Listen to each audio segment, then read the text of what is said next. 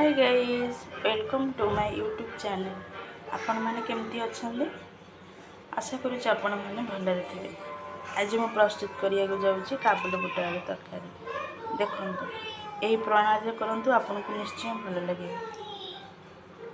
Start करूँगी। मैं काबुली बुट सिझोइने direct कसिकी pressure रे एकाथर के करूँगी तरकारी।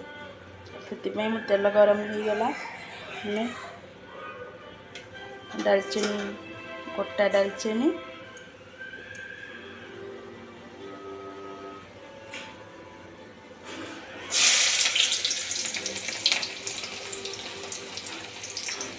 गोटा पियाज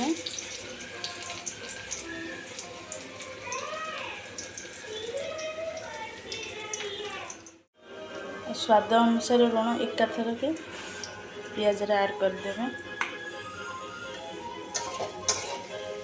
हाई फ्लेम रे दे देबे। आगो पियाज को कंटिन्यूअसली भाजिए।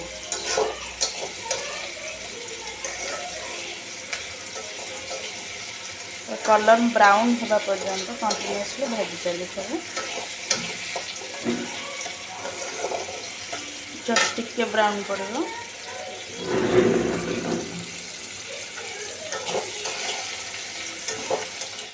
देखो आमर पियाज कलर ब्राउन होगा ही आसले तापर आमर ऐड करदेबा टमाटो। अल्प टमाटो ये पकई कि मसला संगे ऑलरेडी टमाटो ग्राइंडिंग कर दी।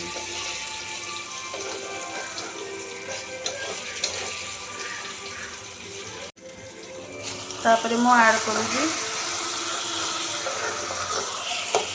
अदा पियाज रसुण टमाटो। कच्चा मसला ऑलरेडी रखी देइछिली ताको एथरा ऐड कर दे। मसला प्रस्तुत कर देनी।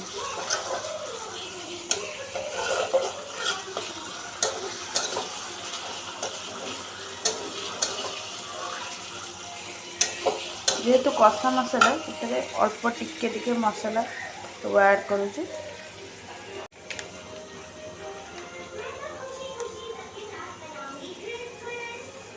हलदी गुंड धनिया गुंड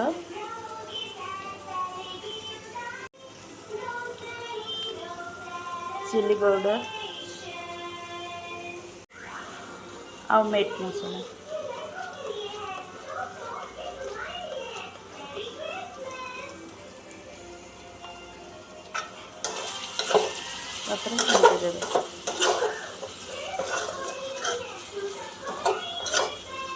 मसला बिल्कुल पानी दिंतु नहीं, एमती कषि चलते 5 मिनट पर्यंत। कारण मोर ऑलरेडी कषा मसला था, बेसी कषिया किसी आवश्यक नहीं। कषि चलते तापर जस्ट टिके पानी देवे। पानी देके हाई फ्लेम में कषि।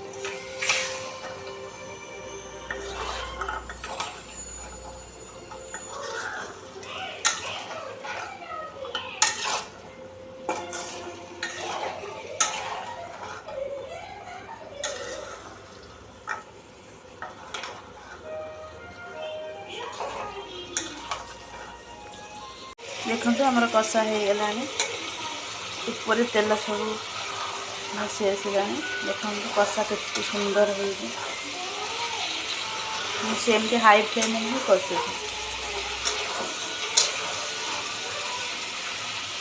तापर आम ताको डायरेक्ट प्रेशर उड़ेगा। देखो हम प्रेशर रेडी देली आउ जेहेतु एथरे कषि थी पानी टे देकी गरम करदे पानी की तापर प्रेशर रे पुरेदेव।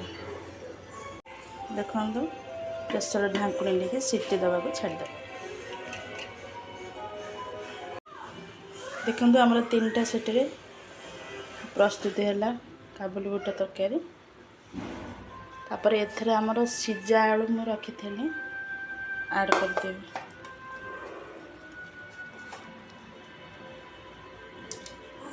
थरे यही प्रणाली रे करके खाआंतु। देखो केमती लगे पूरा इजी बहुत सहज डायरेक्ट मसला रे कषिकी आपण करें।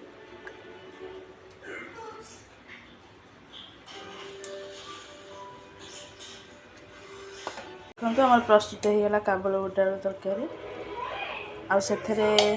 गरम मसला और मेथी पत्र ऐड करदे। देखो गरम मसला ऐड करदेली एथर प्रस्तुत होगा आम काबुल बुट आलू तरकारी। गैस बंद करदे। देखो केड़े सुंदर भाव और बहुत सहजरे यही प्रणाली थे निश्चय कर देखु आपण मन को निश्चय पसंद आसो। देखु प्रस्तुत होगा आम काबुल बुट आलू तरकारी भात रुटी सांगे खाइबे पराठा सांगे खाइबे आपण मन को बहुत पसंद आसो। ये रेसिपीटी आपन को केमिति लगिला निश्चय कमेंट रे जणाइबे। रोज नेक्स्ट वीडियो देखा। बाय। जय जगन्नाथ।